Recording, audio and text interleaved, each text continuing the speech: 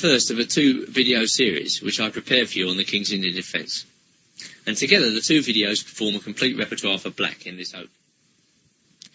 Now, the King's Indian defence has been one of my favourite openings, despite the enormous body of theory that is built up around several critical lines, because of the variety of choice at black's disposal. Hence, I've carefully selected dynamic modern lines for you, which give black dangerous attacking opportunities. On this tape, we'll first of all consider the sameish variation, then we'll go on to consider the 4 pawns attack, and finally, we'll consider the insidious fianchetto lines where white plays g3.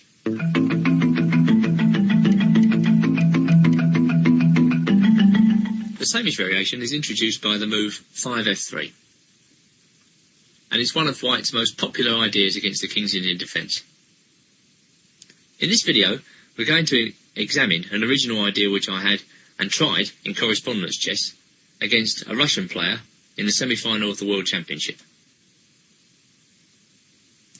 This idea starts with the move 5b6.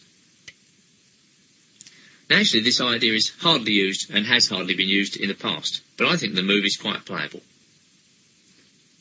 The system with 5b6 can't be compared with the analogous system, if we just retract the pawn to b7, castles,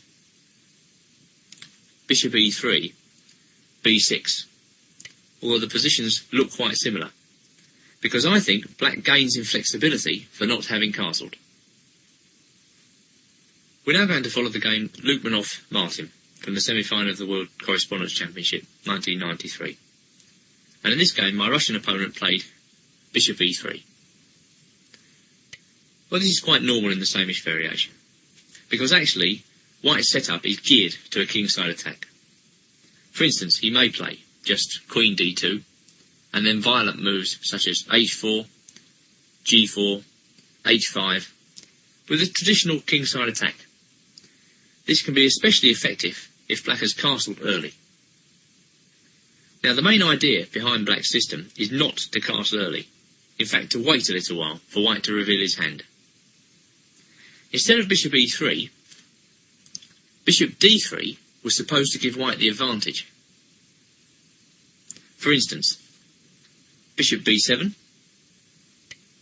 knight ge2, c5, d5, knight bd7,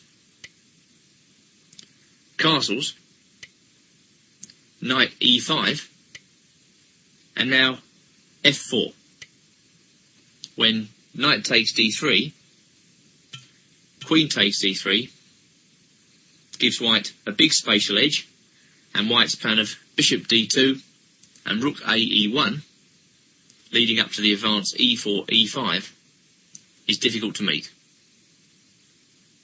Another variation, illustrating white's supposedly good chances after bishop d3, is e5, d5, knight h5, knight ge2, black castles, and white just develops sensibly with bishop e3, knight d7, queen d2, a5. Black is trying to cement the position of a knight on c5 without being worried by the pawn advance b4. Bishop c2 by white, knight c5. And now in the game Ray versus Stein, Amsterdam 1969, white boldly grabbed a pawn with g4, knight f4. This is a regulation pawn sacrifice by black. It's just that here I don't think black's got enough for the pawn. Knight takes f4, e takes f4, bishop takes f4. Advantage to white, in my opinion. So, assessing the information, I intended knight bd7, which I think is an improvement. Black keeps his bishop on c8 and intends c7, c5 or e7, e5 according to circumstances. I think knight bd7 is an excellent waiting move here.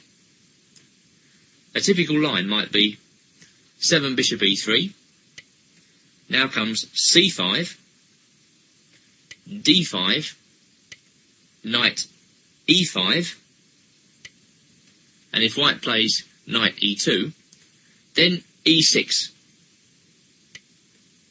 And in comparison with the two lines we've just looked at, black's way ahead of both of them in terms of counterplay. He's ready to take white's bishop on d3, and he can also consider capturing simply the pawn on d5, when his bishop stands quite well on c8, with a position not dissimilar to a modern Benoni. Here I think black stands well. At least that's what I was going to do. So back at the game Lukmanov-Martin, my Russian opponent played bishop e3. The most natural move on the board, really. Then black played bishop b7. Now actually bishop b7 is the move which puts most black players off the double fianchetto. The reason being that if white ever gets around to playing d4, d5 at the right moment, then you can see the bishop on b7 is getting throttled. I wasn't too worried about that, because as long as black waits with castling, he hangs around in the centre for a little while, making good flexible waiting moves, then it shouldn't matter too much that the bishop's on b7. You'll see what I mean as the game goes on. White played queen d2. And black now played c5, actually inviting white to block the centre with d5. Which of course white did, and I think that's the best move. Then came knight bd7. And white played h4. Now because this was such a new position, I didn't really know what white was going to play in this position. Obviously he's got a wide choice of moves. Instead of h4, I considered that bishop d3 was a likely candidate move, after which I intended knight e5. If white were now to play the blunder f4, I don't think black would take the bishop on d3 with check, which is rather similar to an earlier example we just looked at. But instead, knight eg4 is a good move, profiting from the fact that white hasn't moved the knight on g1. I think it's important, if white allows, to get rid of this bishop on e3. Then the bishop on g7 becomes a very strong piece.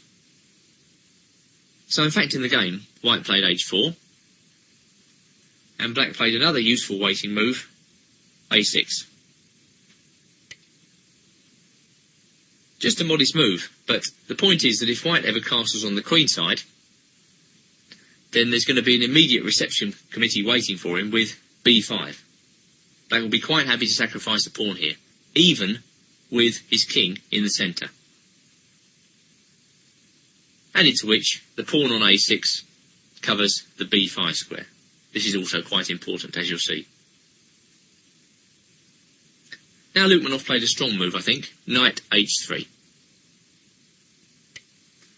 The point of this move is to come to f2 with the knight, which in turn supports the e4 pawn, and also supports the advance g4, followed possibly by h5 and g5. Now what black's got to be very careful in this position, after knight h3, that he doesn't prematurely castle. He must continue to wait around in the centre. I think I played a strong move here, knight e5. Now possibly we see the drawback of the move h4, in that probably in this type of position white wants to play f3, f4. But as you can now see, the knight's ready on e5 to hop into g4, an unassailable square. White played another strong move now. He played bishop e2, which actually creates a direct threat. And that threat is g4, followed by g5, followed by f4, which if allowed would just push black off the board. White will gain a tremendous control of space, should that happen. So after bishop e2, I played h5, keeping control over g4. White played knight f2. Maybe that's not the best. Now around here, Lukmanov had to start making difficult decisions, so I was well satisfied with that. In fact, black's position looks passive, and I don't know, it's difficult to see what black's going to do, but black is actually waiting for white to reveal his hand. And in fact, black's position is extremely difficult to crack. The more so that if white plays for the move f3, f4, he leaves the g4 square exposed. Now, it's very difficult to put concrete variations to this position because both players are still manoeuvring. But if white gets too ambitious, the resilience of black's game is surprising. For instance, if we put the knight back on h3, let's give white the move knight g5, which looks logical and aggressive here. And then I was intending bishop c8. A very strange move. For instance, rook b1. These were just variations I analysed at the time. In fact, white's been held up, so much so on the king side, he's got to now turn to the queen side if he wants to put pressure on black's position, hence rook b1. And now, b5. A takes b5. A takes b5, so this is a pawn sacrifice. Bishop takes b5 check. Bishop d7. Bishop e2. Actually, it was quite important, I think, not to take the bishop on d7, because that would leave the c4 square exposed. So I thought bishop e2, and then queen a5, a3, and now black castles. Black's waited around to the right moment. Typical Benko gambit pressure coming up with rook f b8. In fact, this is quite a lousy Benko for white because he's so weak on the king side. So I estimated this position as better for black, despite the fact that he's pawned down. So another variation after knight g5, bishop c8. Let's give white the move a3. Again, trying to crack black open with b4. Then comes bishop d7. b4 by white. Then I thought queen c7, attacking the c4 pawn indirectly. B takes c5, b takes c5, rook b1, and now I think black simply castles, leaving white wondering why he's got this pawn on h4. I think this position is better for black, actually. Now, after bishop c8, Lukmanov played bishop f4. And it was becoming clear to me at this stage that he didn't really know what to do. He didn't really understand how to meet black's cagey idea. I wonder whether white really is threatening bishop takes e5 here, followed by g4. I couldn't really believe it, and I'll tell you why. I played rook a7, and more or less inviting white to take the knight if he wished. And I analysed the following variation. Bishop takes e5, d takes e5,